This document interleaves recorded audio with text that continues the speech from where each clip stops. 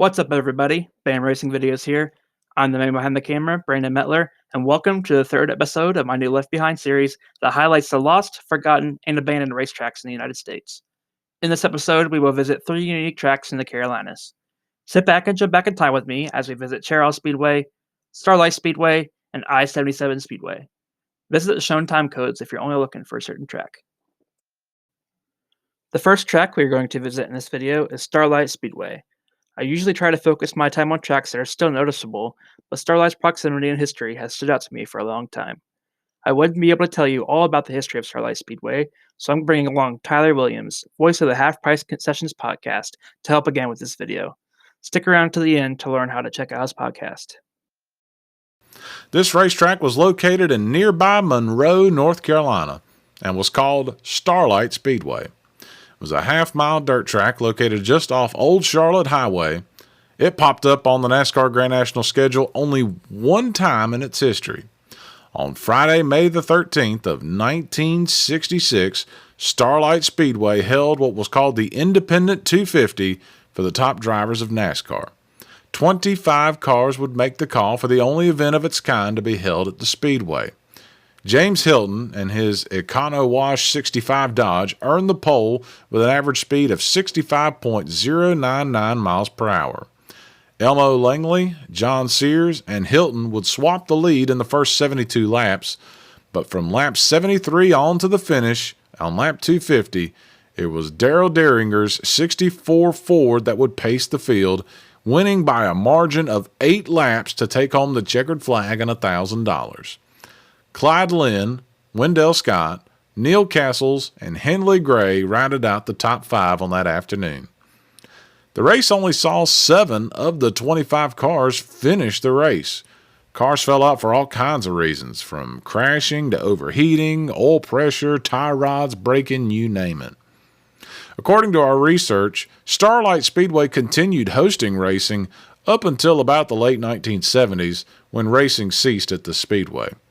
The track surface has long since been built over, but for one night in 1966, Little Starlight Speedway in Monroe got to host some of the best that stock car racing had to offer at the time. Starlight Speedway actually started out as a drag strip in 1960, but only lasted 2 years until 1962. The exact location is disputed among sources, but my best guess is that it was located parallel to the front stretch of the oval. Historical satellite imagery is hard to find during the time of the drag strip, likely because the drag strip was only open for 2 years. There's a strip of pavement that still exists today, and that's my best guess as to where the drag strip was. The owners quickly built the oval dirt track in 1962, which lasted until 1978 when noise complaints and high land value led to the track's ultimate demise. The most noticeable landmark that still stands from the Starlight Speedway is the old ticket booth. The ticket booth eventually housed the fuel pumps from the trucking company that took over the land before it was turned into a historical landmark by the city. Today, the land at which Starlight Speedway previously occupied is almost unnoticeable.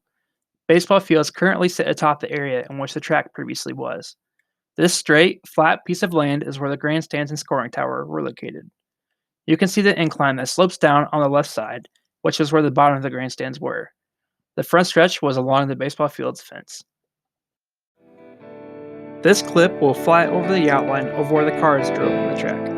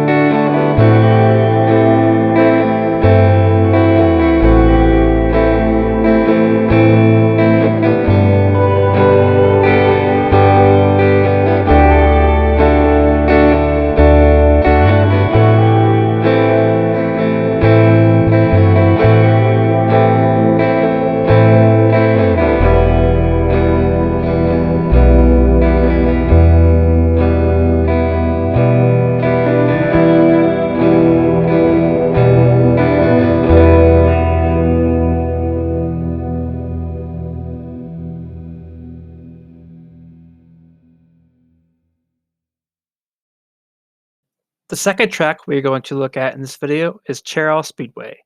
Cheraw Speedway, located outside Cheraw, South Carolina, and right next to Cheraw Municipal Airport, was opened in 1955 as a quarter-mile dirt track.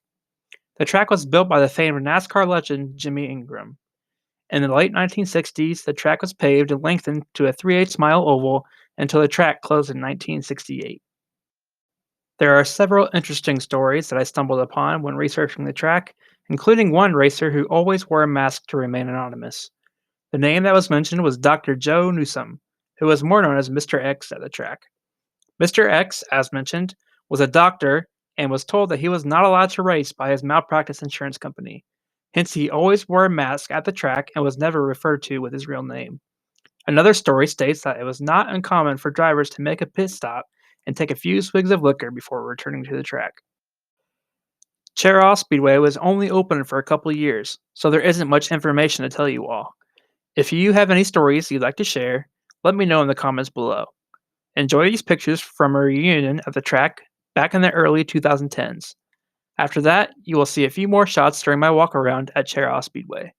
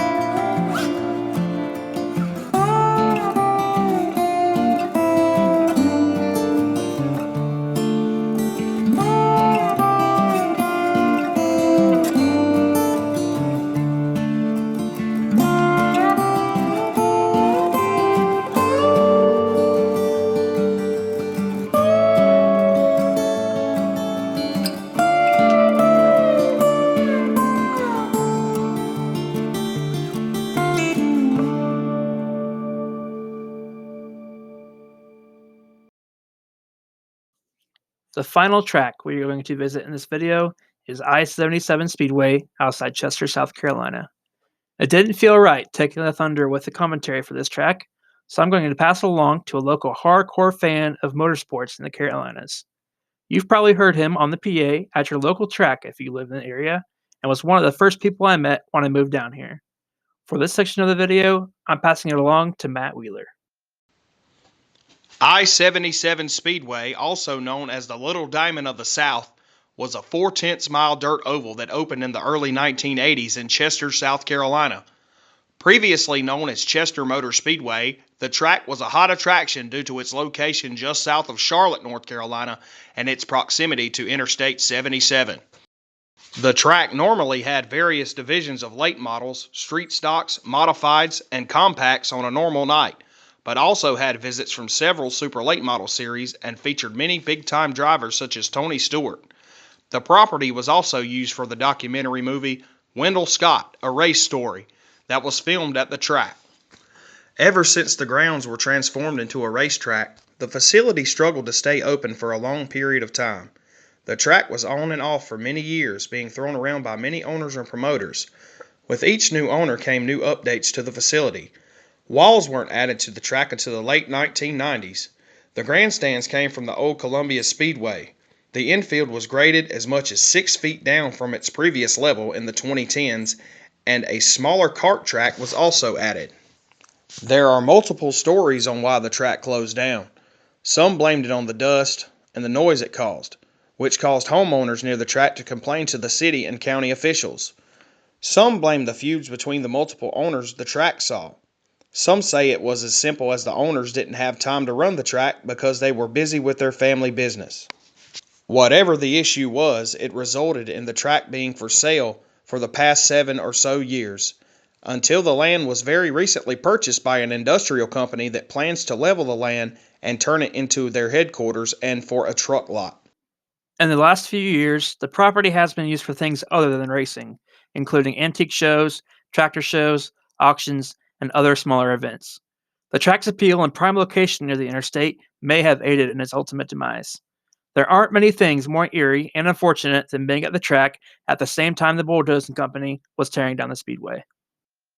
I know that many people watching this video have been to I-77 Speedway. As I mentioned, I never got to visit the track, so I'd like to hear any stories you may have or memory that really stands out from your experiences. For the rest of this video, enjoy some pictures and video from the track when it was still in operation.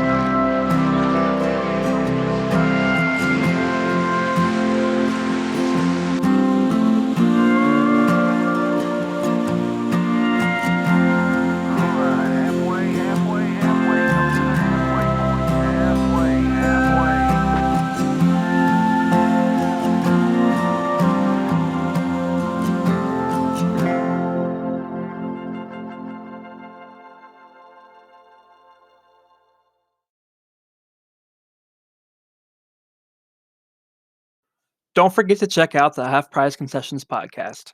You can find Tyler's podcast on Spotify, Apple Music, Google Podcast, Stitcher, TuneIn, and more.